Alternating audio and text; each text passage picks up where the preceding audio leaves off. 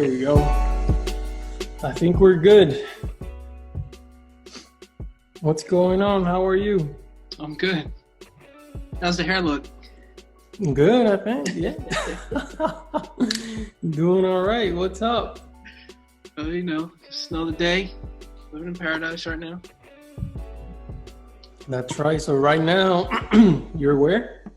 So right now I'm at Shaw on an AIB, but I'm stationed out of Seymour, Johnson, North Carolina. So I went from North Carolina to South Carolina.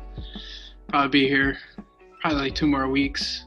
Been here for 2 weeks, so to be expected when you do an AIB to be gone for about 30 days. All right. So you're there to do the famous accident investigation board, right? Yeah, definitely.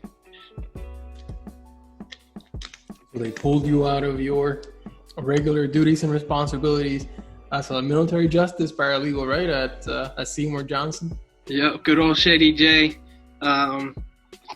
Courts are picking up, so it was a good break before the storm hits.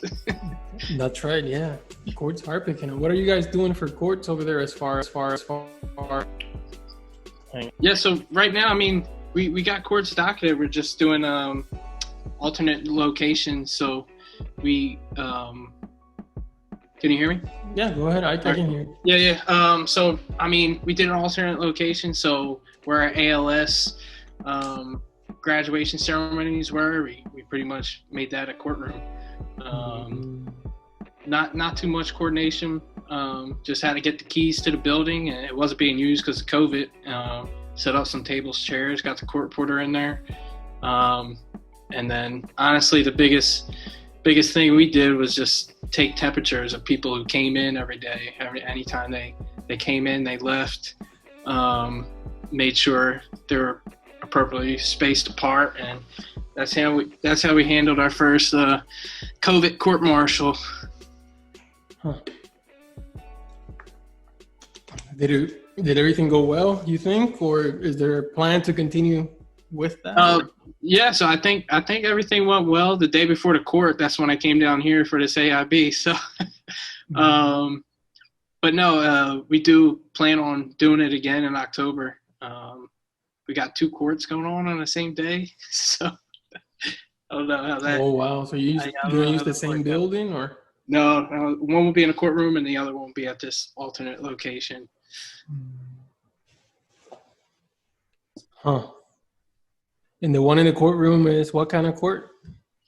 I mean, they're both 120s, general court martials. Oh, so, wow. Okay. Yeah. And what are you going to do for the courtroom? Is it big enough to space everyone out, or?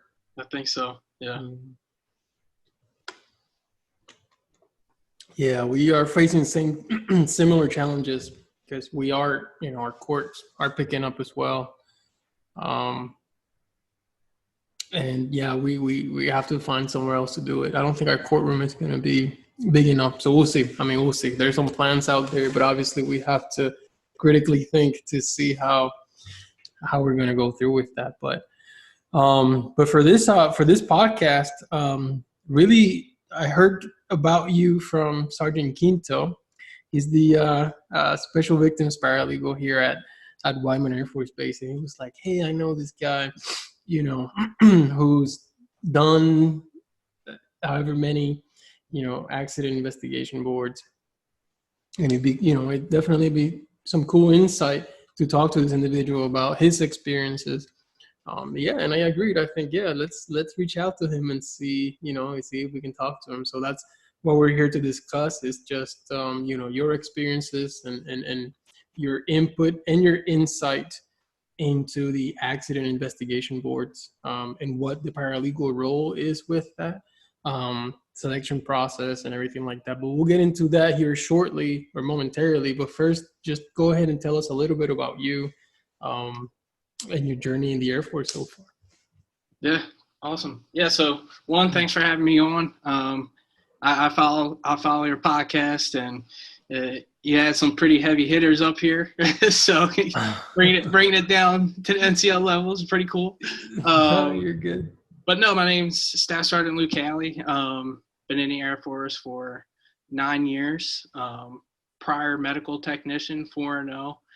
I'm from Philadelphia, Pennsylvania, specifically East Lansdowne, which is about 5 minutes from West Philadelphia and about 15 minutes from Center City. Let's see, I'm married, 2 kids, a 3-year-old boy and a 2-year-old girl. So,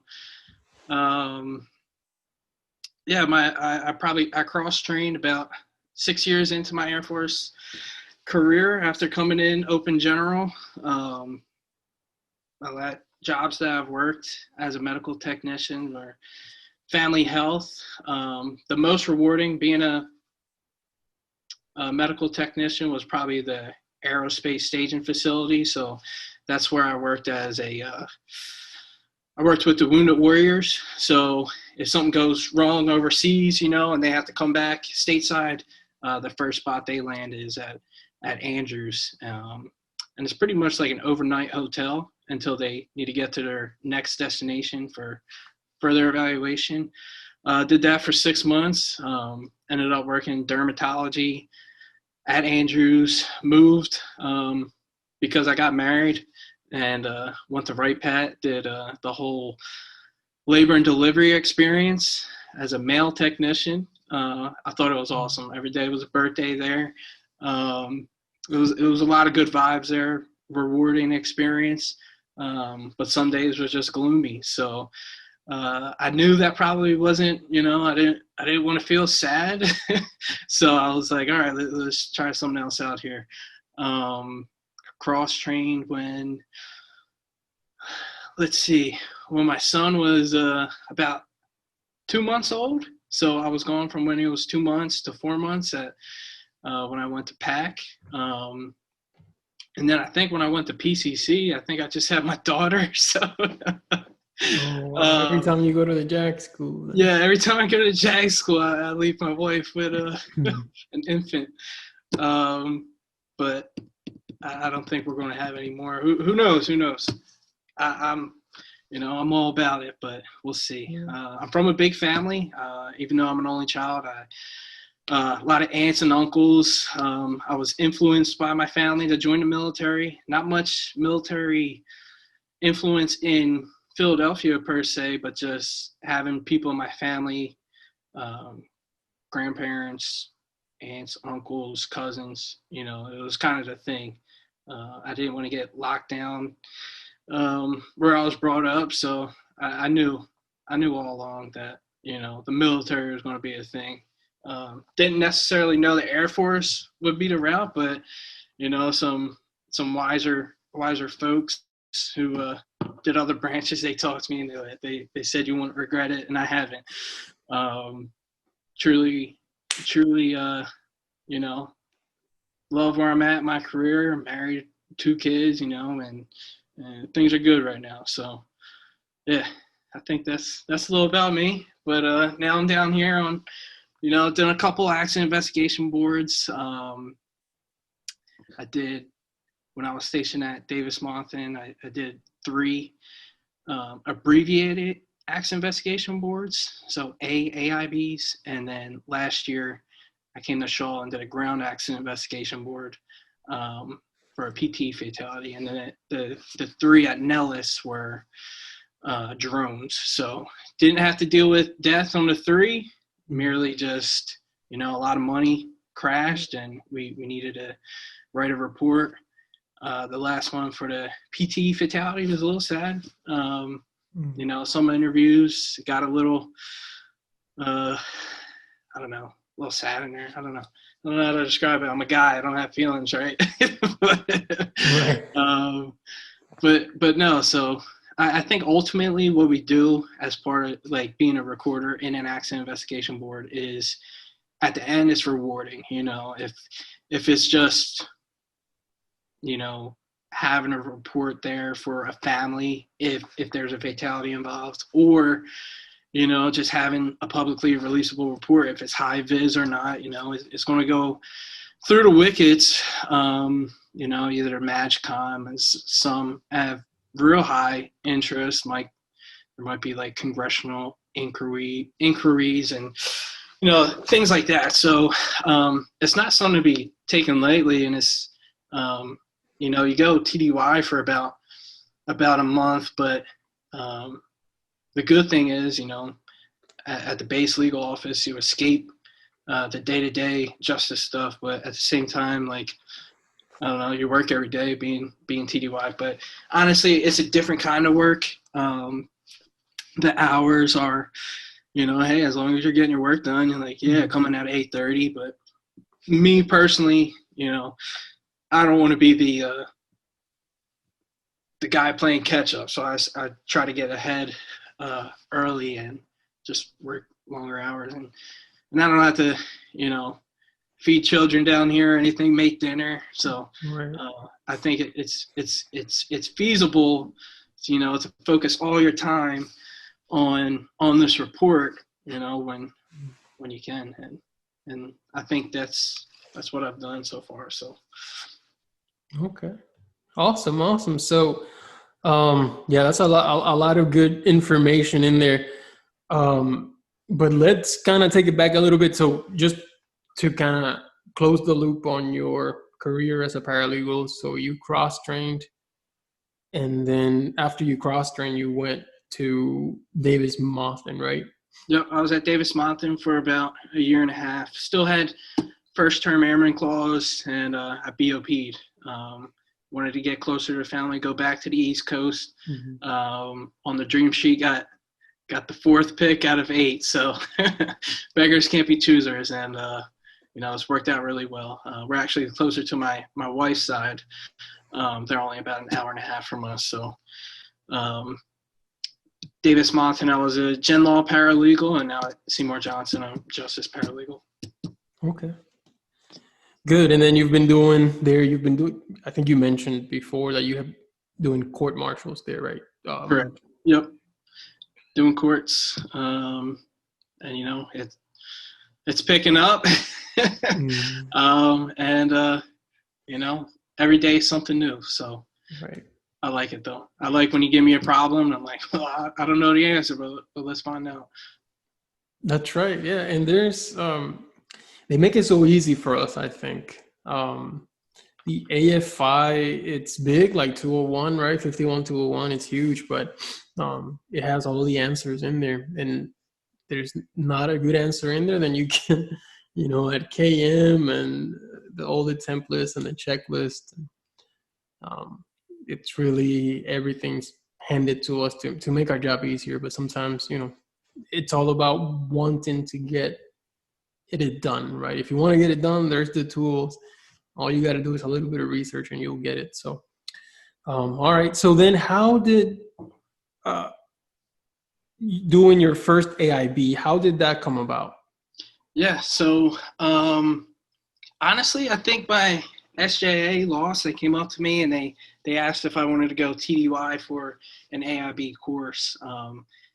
What I've seen traditionally is these AIB courses held at Maxwell. They're probably about like 3 days long.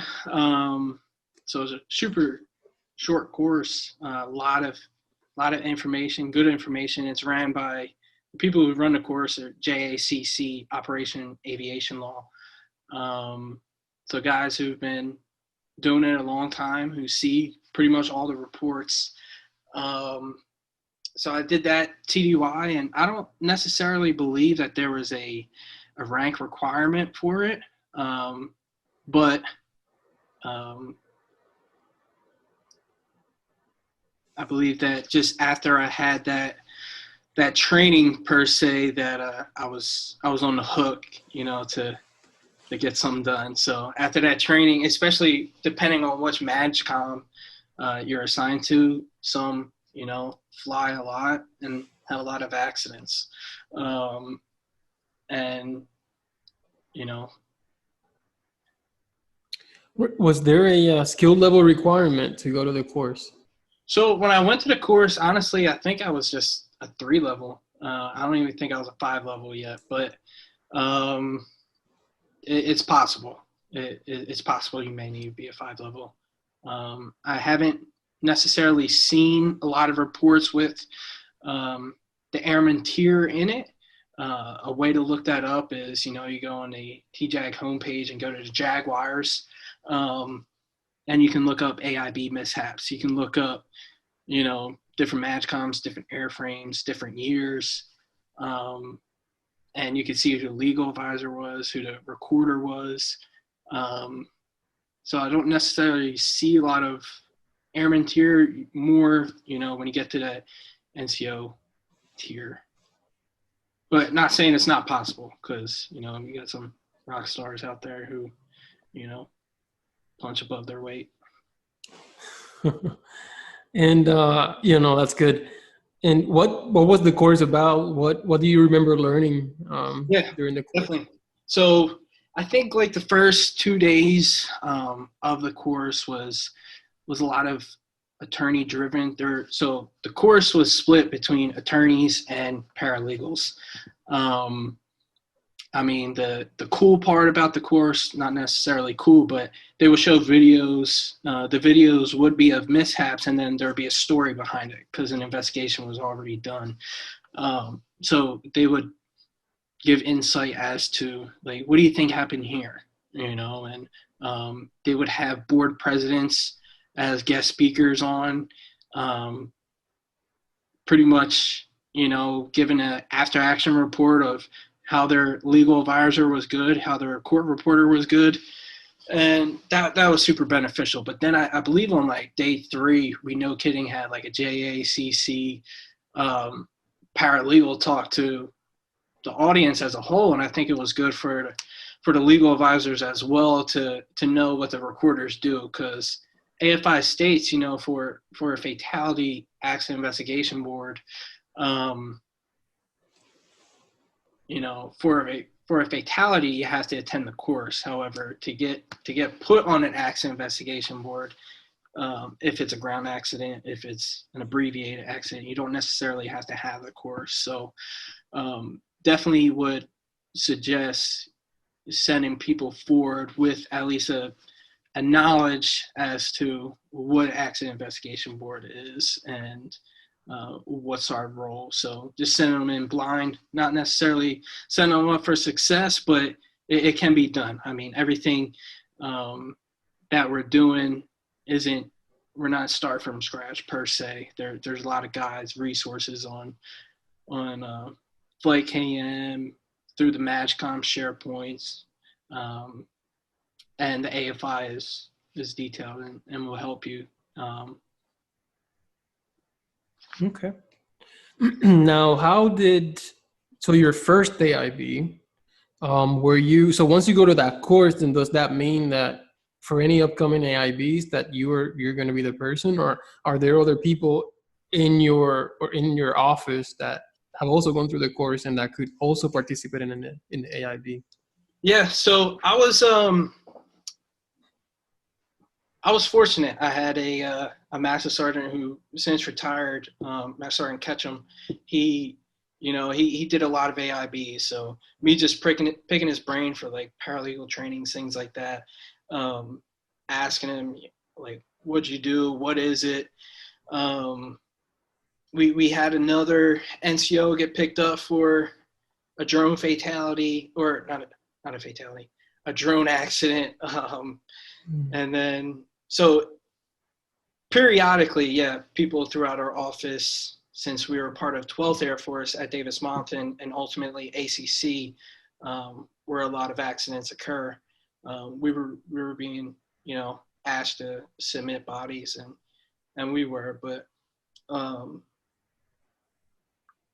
after, I think I was picked up like moments after I graduated. I honestly might have went from Maxwell straight to Nellis, but at the time when I did my first accident investigation board, it was kind of like kill 3 birds with 1 stone. So they sent us out there to Nellis, and we got three reports done within a month, which I don't know has been done. If it has, so let me know. 3 AIBs in 1 month?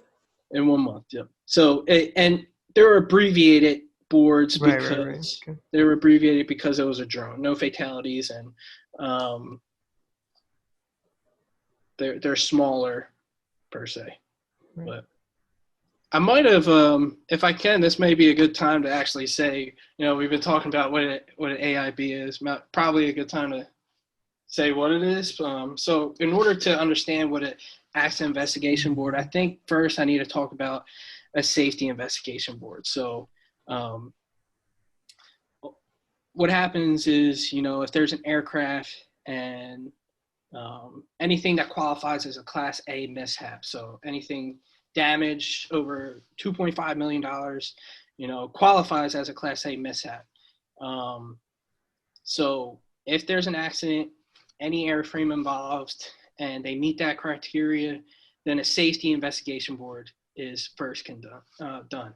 The safety investigation board, their whole purpose is to, figure out, one, what happened, and their main purpose is for future prevention purposes. So what the safety board can do compared to an accident investigation board is they can give privilege. So if you're flying a plane as a pilot, you eject safely, you survive, but the plane crashes, the safety board is going to try to figure out, hey, what happened?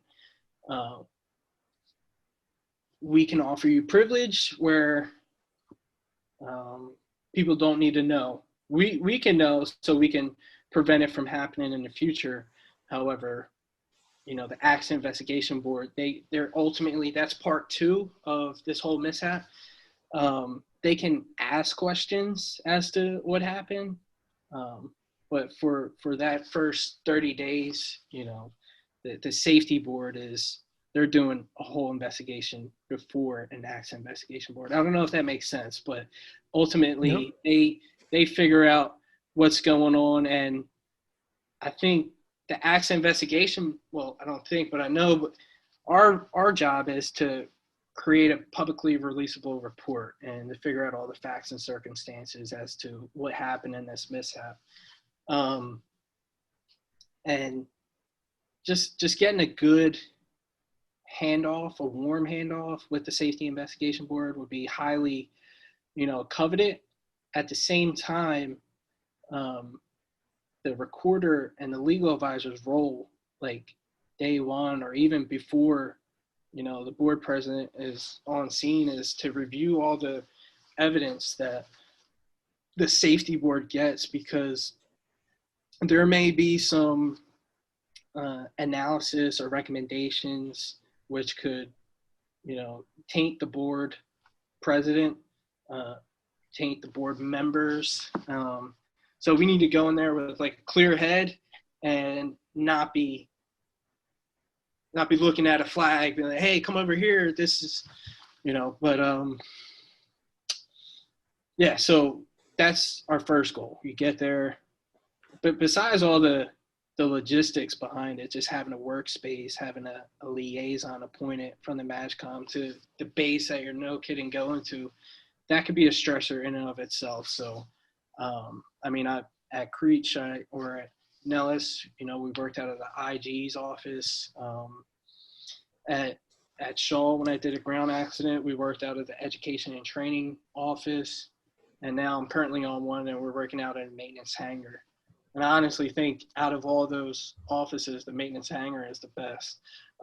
So things you need to, want to consider before you even get down there is, one, who's the base POC? Who's going to have all the supplies there for you? Who's going to have a printer? Who's going to have the computers? It could be a stressor because you start off with not knowing anything. You might not even know the base. Who's going to set up comms? Who's going to get you a share drive? How do you connect to the printer? Things like that that you need to be cognizant of. So if you get that done, if not, the day before board members start arriving, then the first day is just going to be taking care of that admin piece. And I think that's critical. That time's critical. You may, day one will be good for focusing your time and attention on, well, why are we here? What happened? Was it a PT test? Was it a Was it a drone that crashed? Was it a plane that crashed? And that would be a good time to, go to, if feasible, go to the site of the mishap, or, see the evidence that's left behind. Pretty much the touch and smell test. But yeah, so ultimately, our job, from the difference between a safety and accident, is to protect the other members from privileged information. And if we happen to uncover, privileged information, we would route it through our higher ups at the MAGCOM, the aviation law, and we give them that info. Not necessarily what we saw, but I guess, yeah, what we saw. I don't know. There may need to be like immunity or something granted. Mm-hmm. Right. All right. Yeah. So that's good. Good to know as far as, so I've never done a AIB myself, right? So I was not necessarily escaped that, but I just never had the chance. So it's definitely good to be aware of the difference between the Safety Investigation Board and the Accident Investigation Board, and the purpose for both of them as well. Okay, so we'll just get back to the AIB process and just kind of discuss what your first experience was like, right? So they're like, all right, we need you for this AIB. Now you're all trained up, and you get on scene, and what was that experience like? What do you remember? What are some things that some lessons learned perhaps that you'd like to share from that? Yeah, the first one was intimidating. I'm going in there knowing that I'm doing 3 reports, and I'd never done 1 report before. But so with the first, there aren't many generals that fly drones. So our board president was a lieutenant colonel stationed out of New Mexico. I think he was a squadron commander. And at the time, our legal advisor was out of Mountain Home, I believe, Captain Ziegler. She was awesome. We had a great experience. My first go around, the day of, we're looking at the evidence, and the board president used to be a fighter pilot, and day 1 he already knew what happened. So it was easy from there. It was like, I don't know if he really knew what happened, but he knew what happened. So it was like, all right, well, let's go down that route then. Let's get it done. Things that we did do. The only reason why we were out of Creech for drones, or Nellis per se, for drones, because the asset was assigned to Creech, and that was deployed to the CENTCOM AOR. And I think there was three reports. 2 crashed because a common cause for drone is called a lost link. So the actual plane, has a signal that goes up to a satellite, and sometime if it's a tactic by our adversaries, or if it's just, something happens that once you lose that link, you don't have feed into the visuals around you. So, they crashed, and he already knew day 1. However, the third one was it was interesting. So we don't know what happened. There was no wreckage. There was no, we just know that a bunch of money just went missing.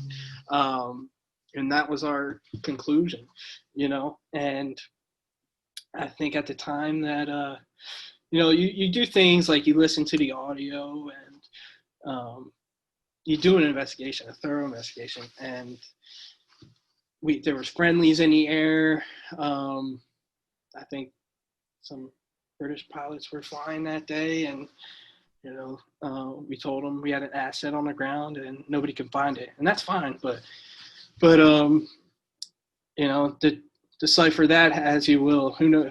Nobody knows what happened to it. But I think the learning experience out of it was good, because, like I said, I went to that base, and there was no liaison. So me just having people throughout my office that I could talk to that had been at Nellis for accident investigation boards in the past, I'm like, hey, well, what area did you use to set up shop? And I pretty much just piggybacked on the people before me. So it was easy in that aspect, asking a lot of questions. And even when I was like boots on the ground at Nellis, I would call my master sergeant and be like, yo, who did you deal with, when you're at Vegas? Like, who would be a good person to call because my computer's not working or something like that. But it was a good experience, and I honestly think it got me ready for, the ground accident investigation. That was number 2, and then ultimately I'm on a Class A fatality as well right now. So, and that's the way, like, if I were to choose paralegals to do it, like, baby steps, and I was gradually put up. I think the big, the big goal, not necessarily big goal, but the big prize for, if you're interested in AIBs is to be on a Class A mishap where there's a high visibility and you put together that report that's ultimately going to be scrutinized. And if you don't make mistakes as a recorder, then I think you won the game at that point. But there's a lot that a recorder does, so had a lot of good feedback working with, at the time, ACC, JA, Ops Law, Paralegals, and for the drones, it was like, hey, I was redacting things that didn't need to be redacted because that's a part of what a recorder does is ultimately, as we talked about the SIB, the Safety Investigation Board, all of their documents, you combine them into the AIB documents. So that is a report in of itself. And you're in charge of, it's pretty much just like justice. You're in charge of all evidence. You're in charge of compiling the reports, making them look nice. And it's honestly, a comparison I would make is if you're routing some like post-trial military justice stuff, you might have all your reference material in the left side of the folder with some tabs, for reference, and then you have your stuff on the right side that's going to get scrutinized. And as part of the recorder is you generate tabs, meaning, this is very hard to describe, so I'm gonna do my best. All right, go ahead. This is honestly like the meat and potatoes of what a recorder does. So, Accident Investigation Board, as mentioned before, incorporates the Safety Investigation Board tabs. Newsflash, like now that the Safety Board doesn't do their own tabs, they do exhibits now, so that's hot off the press. So there's some challenges I'm working through right now, but ultimately I'm doing it very similar to how I did it in the past. It's just they don't put page numbers, headers, footers on anything they do now. They just give you a pile of stuff and say, hey, you figure it out. And that's fine. But that's fine. So they give you, and what I mean by a tab is, we use letters as a tab. So A through S is all safety stuff. And for instance, A is safety investigator information. So, and if it works, like I could send you the stuff that, the viewer may want to look later, but as part of the Safety Investigation Board, that's labeled A, and then anything applicable to that tab, you put in, you insert, you put footers and page numbers and make it look clean ultimately. But, on the first Accident Investigation Board that I did, I didn't know any of that. I knew the process, but I didn't necessarily know, like the Safety Board gives you a final report. So everything that they gave me, I was redacting, and I was pretty much wasting my time because I wasn't redacting the stuff that they put in their final report per se. So, that was a lesson learned. So they give you something now, and they're called exhibits, and whatever in those exhibits, you convert it to a tab, and things that you redact are PII, ranks, socials, things of that nature, call signs. And then, figuring out what we do for the accident investigation board tabs. So they have them listed in the AFI of what goes where, and then you can make more if you want. But I think a big job as a recorder is to stay on top of your the members assigned to the board. Hey, what do you need? Ultimately, everybody has something that they need to write in a board, and think of it as like a college paper or something. You write a sentence and you need a cite to that where you found that from. That's the same thing that we're doing in an accident investigation board, and the recorder's role are the tabs. There's three main going points for the accident investigation board. You got the statement of opinion, the executive summary, and the summary of facts. The first two, the board president does. And they get appointed, just because of, if it's a fatality, it's going to be a general. That's why I think that NCOs would be like the minimum level as a recorder. My last board that I worked on was a 1-star, and now this board I'm working for a 2-star. So, and on this board there's 5 members. Last board we had 4 members in its totality. You had a board president, you had a legal advisor, a medical member, and a recorder. And the first one I ever did was just legal advisor, recorder, and board president. So the MAGCOM, they'll do a good thing appointing SMEs, subject matter experts, ahead of time.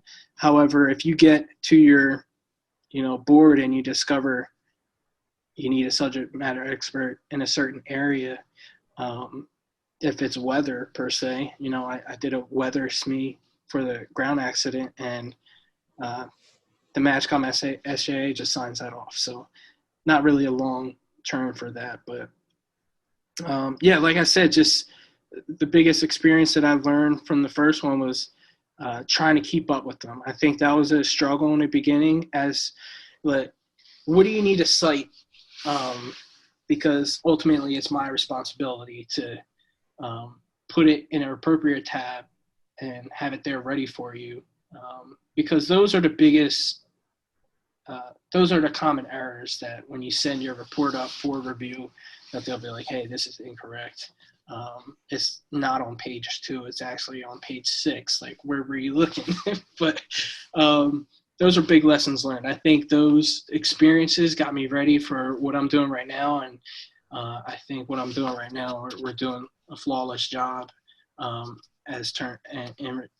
regards to, staying on top of things and being proactive instead of reactive. I think my first board I was reactive because I didn't know what I was doing, and now I'm proactive. So I think that was the biggest. And ultimately, I learned a lot, and I learn a lot by messing up. So I just try not to mess up, things that I've already messed up. So those would be my, lessons learned. Okay. All right. Good. Yeah, no, that's a lot of good things to know there as well with the report. And the tabs. I didn't really think of that, and how closely you work with the team, the AIB team. But walk me through the role of the paralegal then in the AIB, right? So you say you're the recorder, right? But what are your responsibilities? What are some other things that you can potentially do? Yep. As the paralegal in the AIB. Definitely. Definitely in the beginning, if your legal advisor is not already doing it, figuring out where you're going to work.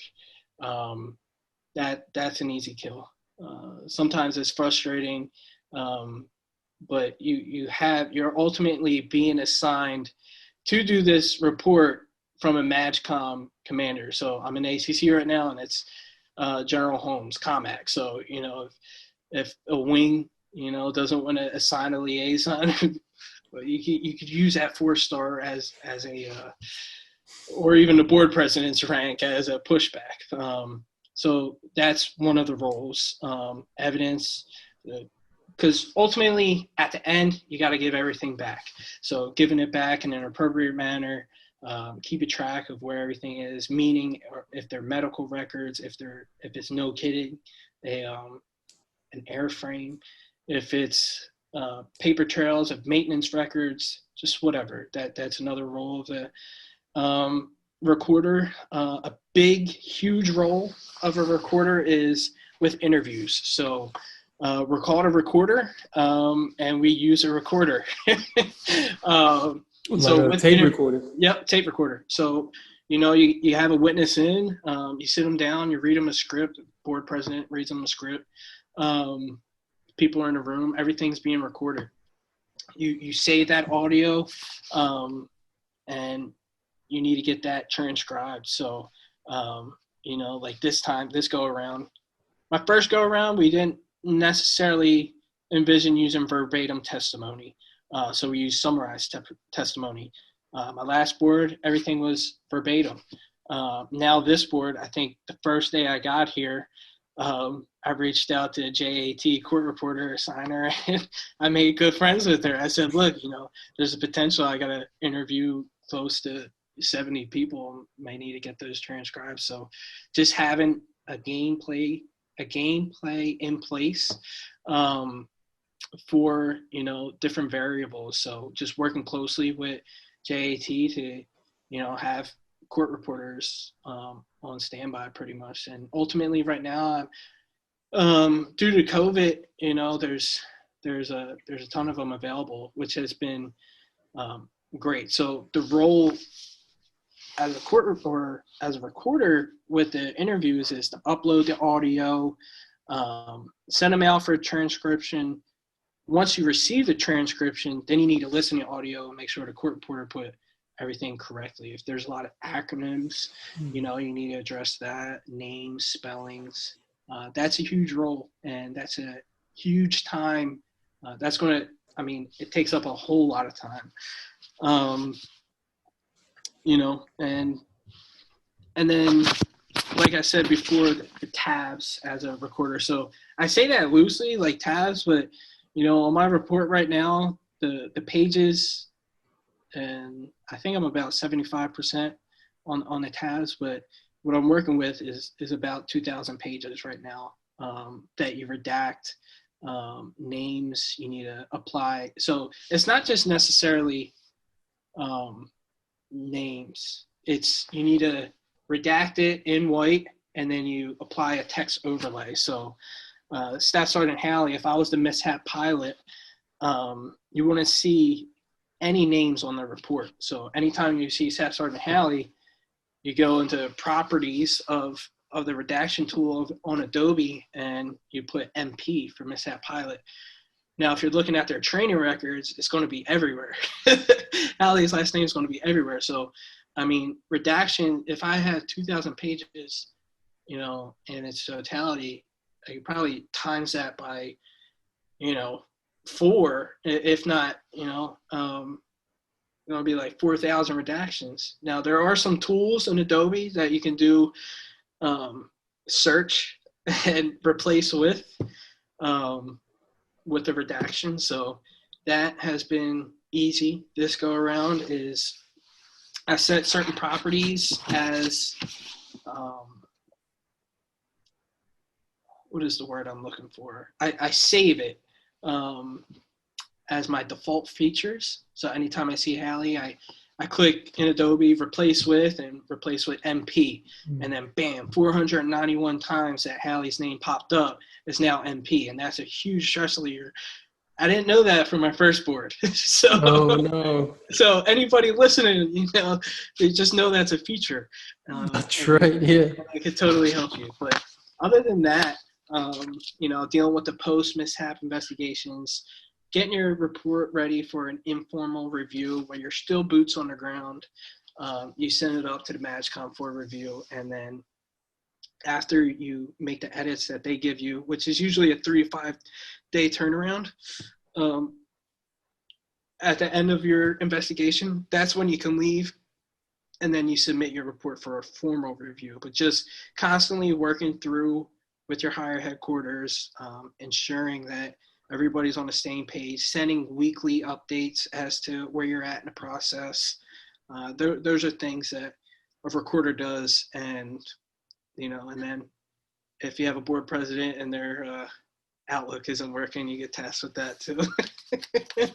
Make some calls, but those are easy kills. So you kind of like the gopher, but honestly, I think that the board goes as smooth as the recorder lays out priorities. Honestly. Okay. Yeah, absolutely. So priorities, staying ahead. That way you're not catching up maybe at the end, right? Or rushing or stressing about it. Definitely. Learning those nice tools, I guess, in Adobe. So yeah, you're not spending too much time trying and literally anything that says like for official use only, if it's in an email, if it's in if it's in an EPR where it says Privacy Act information, like you're redacting that stuff too. And a lot of maintenance forms have a lot of initials, and you need to redact initials too. Wow. and it's a big role, and I kind of view it as a game because my work gets reviewed not only by my legal advisor, but by the higher headquarters, paralegal equivalent. And I don't want them finding stuff that I didn't see myself. So I take it as a challenge. And we'll see how I do this time around. The first time, it's definitely very shaky. Second time, I did better. That's right. And so for this report, ultimately, does it get printed or is it strictly routed electronically? So yeah, now I think it's all electronic. I mean, they want to see what you're redacting, and it honestly, it will be printed after a formal review, after it goes through, not only the MAGCOM, but the A staff, the, SECAF, possible, congressional, and then who knows. But not only does it get printed, but, it ends up on the Air Force Times at the end. After everything's done, it ends up on, websites, different websites, ends up in Jaguars. Not the full report though, right? Full report, not including the tabs. So the executive summary, statement of opinion, and summary of facts. But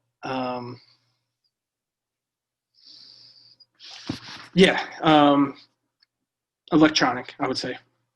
So you don't have any role in the printing process, I guess. Yeah. So honestly, it just depends on the MAGCOM. And the whole time I've been doing it, I've been with ACC, and I haven't printed anything because we know that there's going to be more corrections to it later. Maybe if I missed a redaction and I'm printing a page that, I missed a name on.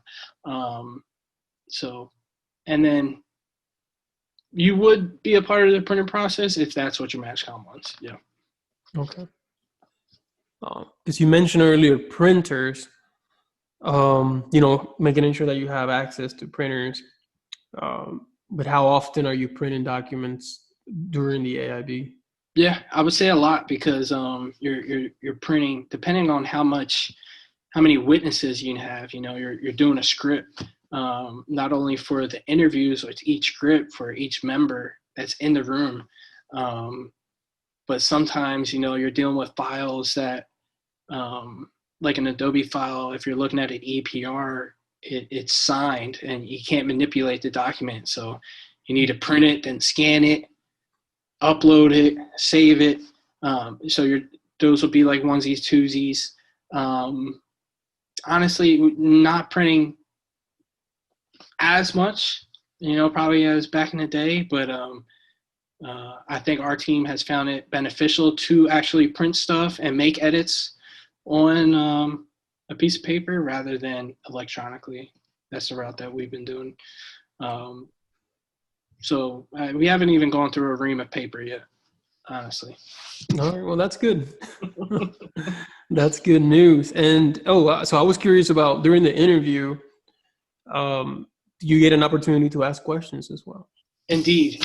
Yeah. So interviews are tricky because as part of the accident investigation, not only are we dealing with the facts and circumstances, but we read pretty much like a preamble, and we we need to gather and preserve evidence for claims, litigation, disciplinary, or adverse administration actions. And, so we're always on our spidey senses. We don't want them to necessarily incriminate themselves. So if we foresee that coming, legal advisor would read them our rights. I've never done that. We've never had to do that. And usually we know beforehand, if we suspect something, because they already talked to the safety board. But yes, board presidents that I've worked for, they have their questions. They'll go to the legal advisor. And honestly, I think a big role that a recorder can play is keeping an acronym list. Sometimes they spit out jargons that need to be transcribed later. And, getting that transcribed or trying to understand what they say at the end, I'll be your time. Hey, what does, MQT stand for? What is whatever, there's so many acronyms. I can't even think of one right now. But yeah, there are definitely times, anybody around the room, what do you have to ask? And just depending on what the mishap was, that could be, your time to shine. If you ask something that, a general is not asking, that could potentially be beneficial, that'd be cool. That's right. Yeah. But yeah, I guess, do you do any preparation then on your side before you do a witness interview, as far as, what is this person supposed to? Yeah, honestly, sorry to cut you off, but honestly, it's, I prep their interviewee. So before, the general walks in or the board president walks in, I'm their first point of contact. So they come in, and I'm scheduling the interviews. They come in, we sit down, and we probably talk for 10, 15 minutes as to, hey, this is what's going to happen. We're going to read from a script. It's going to be very wordy. This is what it means. If you use acronyms, try to say it out first. Do you want an ADC? Do you envision needing an ADC? Do you, this is why we're asking you. This is not necessarily, I don't say this is the information we're looking for, but you're here today because you were the first one on the scene. What did you see? That's your importance. So prep roll, yeah, we do a prep roll with the legal advisor before they come in, getting them scheduled. They'll come to you and be like, hey, we need this person. Yeah, that's fine. Why? But then I think alleviating their stress in the beginning before we get them on a record is a pivotal role for the recorder as well. Okay. Yeah, no, that's definitely good to know as well. The role that we have with the witnesses, how much preparation are we having ahead of time? Because I think that, yeah, definitely saves time and makes the process maybe go a little bit smoother as well. Yeah, and you could totally do that pre-interview, telephonically, but what the best way that I've seen, or the best way that I've done it most consistent is, tell them to come where you're at and set up shop. Take them in a separate room, talk to them beforehand, and then be like, all right, are you ready? You have any questions for me? All right. Well, and they're not expecting any surprises, I mean, there may be surprises with a question, but that's to be expected. Gotcha. So when is the AIB over? Like, what is the final, all right, let's wrap it up. Our job is done here. Like, what is that? What is that stage? Yeah, definitely. Like I said, usually you're there for about 30 days. There are some template schedules that you can find, in the KM and things like that. It's tough to stick by that. It's better if you're, ahead of the curve or not. But you're no kidding leaving after an informal review. And what I mean by an informal review is when you think your report's done, to include, all your citations, all your acronyms, all of your, everything looks fancy enough to send it to get scrutinized at the MatchCom level. You send it to them, and then, you're in this 3 to 5 day wait phase because they'll give edits. And then after you make those edits, after the informal review, that's when you can leave.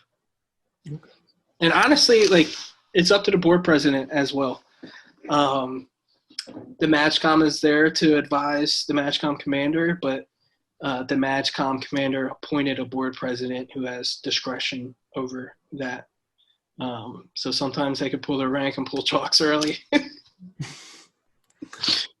Nice. Wouldn't advise it, but yeah, Yeah. I heard it happens. All right. So I'm not sure if we've left out any important piece of the process, or if there's anything that you can think of where the paralegals are, also play another big role. But if not, or if you do, you can definitely mention that. But if not, what are some things that you think that we could, have, or some improvements that there could be to the AIB process, or that could be beneficial to you as the paralegal? Yeah, so as I mentioned earlier, like the whole safety board kind of like redid their AFI, which doesn't necessarily affect the accident investigation board. It's just a different process now. So I think if we updated our AFI, things that I have updated, which is awesome that JACC puts out, is a recorder's guide. I have it right here, and they try to set you up for success. So I think they envisioned this change coming from the safety investigation board, and they try to get ahead of it. However, there are some questions, and some clarification that needs to be addressed, and just how do you deal with certain evidence that a SIB gives to you. And honestly, the biggest hurdle that I'm dealing with now is working with the Office of Primary Responsibility. So if you're going to cite to a TO, if you're going to cite to anything that's owned by something other than the Air Force, so things you can cite to on EPUBs, they're free. That's free game. But dealing with unit specific or base specific? Yeah, definitely. Dealing with Lockheed Martin, their reports, dealing with TOs, so flight manual managers. It's just their concern is if they give us free reign to do whatever we want with their report, and I've heard it come from them. Their concern is that the enemy might see it. So they're very they don't like giving any specifics, any numbers, anything that's already known, publicly. They're hesitant to give up. So I think working with like Lockheed Martin is huge, right? Like that's just closing the gap. If it was multiple, if they were to meet with like JACC or all the MAGCOM, equivalent operation law teams, or just trying to close the gap, because it just seems like that is the biggest hurdle in anything that, what we cite to, what we need, they already did a report, and, if it's dealing with an aircraft, now some aircrafts, you're not going to get a lot out of it, like an F-22. They're new, you're not going to get much. However, old Asian planes that pretty much every country has, fighter jet wise, just trying to get information, trying to close that gap as to, what our role is when an aircraft crashes, and what our job is to do for a MAGCOM commander, and how they can help. I think that would be, addressing that would probably be beneficial. And maybe they're doing a good job. Maybe their marching orders are don't give anything. And they're doing great. And I'm just looking at it from a different lens, but right. That those would be area for improvements. And, like I said, KM is super helpful. Whoever was at JACC before, I think, did a good job. Yeah, those were mine. Right. areas that I think could be the SIB turnover and the OPR, Office of Primary Responsibilities, those two things. And they'll always be a hurdle. I don't really envision anything getting better, but small steps, I guess. That's right. For sure. So do you see this being a recorder at an AIB to be a, like a beneficial break, or from your regular duties? Because, right, your military justice paralegal at Seymour Johnson, I'm sure they miss you, and they miss your expertise, and obviously your production as well. But for you specifically, do you be like, all right, this is a nice break, go TDY, go somewhere else? What's your perspective been in your selections? Yep, I would highly recommend it. Not only, I mean, um, it's just a different opportunity to get out and experience the big Air Force. So working with flight surgeons, working with medical members that are part of your team, working with pilots and generals and legal advisors, that are probably either deputies or at the NAF level, picking their brains, not only about like the report where we're going, just day-to-day things. And, I would highly suggest it. If ever given the opportunity, take it. Yes, it is, it would be a stressor in the office, having pretty much an open seat. They're not left filled for about a month, but, personally, I think that you're kind of like graded on your reports, I would assume. I keep getting called, so I think I'm doing good. So, and then, like I said earlier, I view it as like a game. I don't want them to one-up me, so I try to get ahead of it earlier. And then, the kudos at the end, you get like LOAs from a letter of appreciation from a general. You hang that up in your office. That's cool. Or, you could, when you're making small talk, at a bar with something that's already been publicly releasable, you'd be like, yo, like, something I worked on went on the Air Force Times. That's pretty cool. Right. Yeah. I would highly suggest it. And I don't want anybody to feel, hesitant to do it, because it may seem like a big task at first, but once you get through it, you just know that, like I said in the beginning, not only if there's a fatality involved, not only is this report for the family to know what happened with their son or daughter, husband, spouse, father, whatever, but I think that having that in the back of my mind gets me through every day, because this is my second fatality, and it gets sad, and it's like, well, why are we doing this?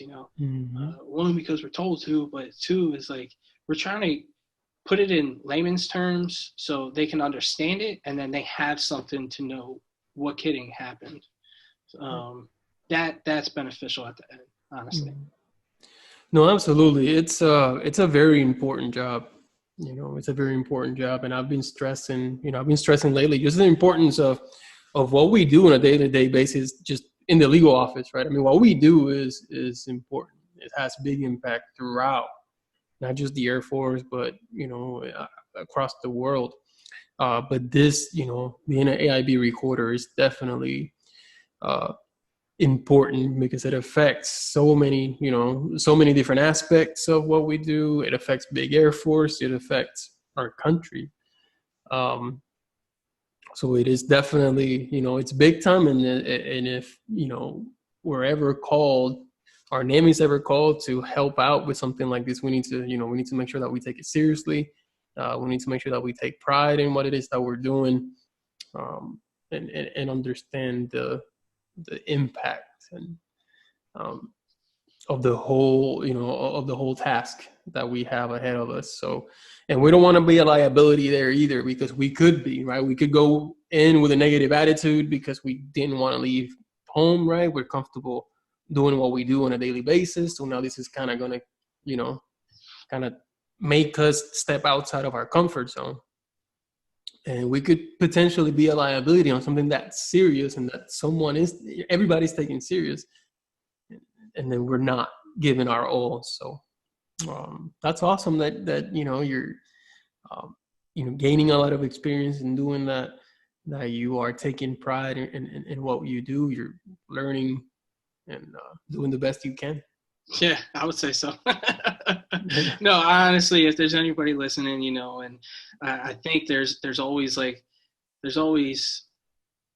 billet to fill, per se. When there is, it just always seems like it's hard to find somebody. But if you're proactive, you're keeping up with your loss as a paralegal, and saying like, hey, this is something I want to do. Whenever a loss gets an email, they know this is something they want to do, and you can at least nominate them forward. And just being proactive, trying to get those courses. Sometimes they do abbreviated courses at the MatchCom level, because you may do the course at Maxwell, and then you might get picked up for like a defense paralegal or special victims paralegal, or you get called outside of that career field. So yeah, I would definitely speak up, and then maybe those opportunities will arise. That's right. No, absolutely. Well, Sergeant Hally, thank you so much for agreeing to do this. Yeah, it's good stuff. I'll let you, since it's just me and you talking right now. I used to have a podcast, but yeah, yeah, it was all right. I did it about like 5 years ago, but what was it about? It was about sports, Yeah. Being from Philly, it's kind of our bread and butter. But you talk about every sport, or yeah, professional wrestling, baseball, football, UFC, basketball. So you follow sports that close? Oh, big time. Yeah, big time. I do too. And there's an airman in my office, Senior Airman Jackson. He's just huge, and he's like a walking NBA encyclopedia, right? And sometimes we get into it, kind of like Skip and I like guys like that. That's right. He's super passionate. But I mean, we're like, he's screaming in the office. We're like, shut up, That's good stuff. But sometimes I wish it was on SoundCloud, and I didn't want to pay the SoundCloud subscription. Oh, right. Yeah, because that was a long time ago. Right, but still, yeah, there's if you want to keep uploading, yeah, there's a fee. And yeah, I use SoundCloud right now for Paralegal podcasts as well. Yeah, you're doing well. Well, let's see how many this one gets, right? What's that? I hope it doesn't put people to sleep. No, it shouldn't. This is cool. Like a lot of times when we get, when we get briefings at AIB, or a lot of the times, and it's great because it's great training, but we get training and it's the same old template it's used as far as, okay, so here's the training, here's the slides, and it's just very formal.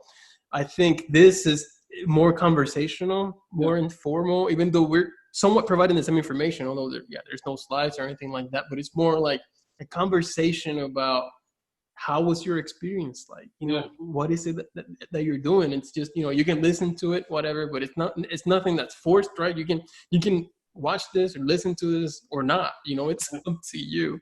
Yeah, and a lot of times when they're training, it's forced. And I'm saying it's important training. I'm not trying to knock it. It just, the way that it comes across, sometimes it doesn't really get the buy-in that it deserves, just perhaps because of the stigma that the format already has. So we're just trying different things, trying something new with this. No, this is awesome. And I've been following you since the beginning, so it's cool. And I'm very, appreciative of having me on. And thanks. Shout out to Sergeant Quinto. That's right. Shout out to Sergeant Quinto. He made it happen. But you know what? I mean, if you want to be part of the team, let me know.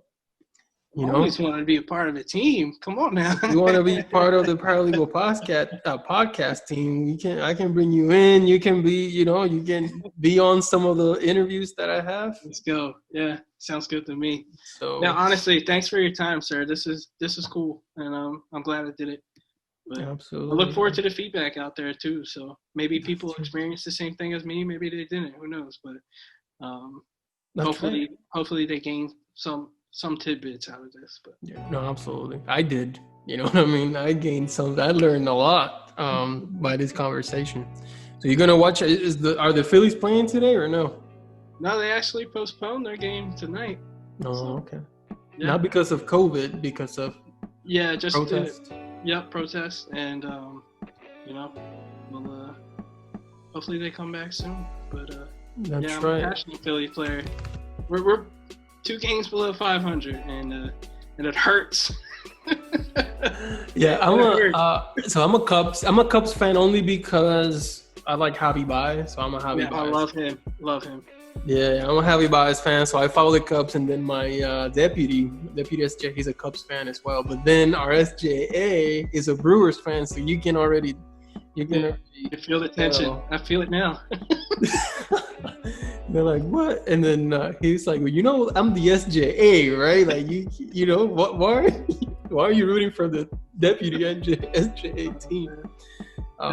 See, I like offices like that, friendly banter, and it's like nobody like that. That's good stuff. Like you don't have to talk politics or anything. And sports is just like that's my go-to. It's an icebreaker for me.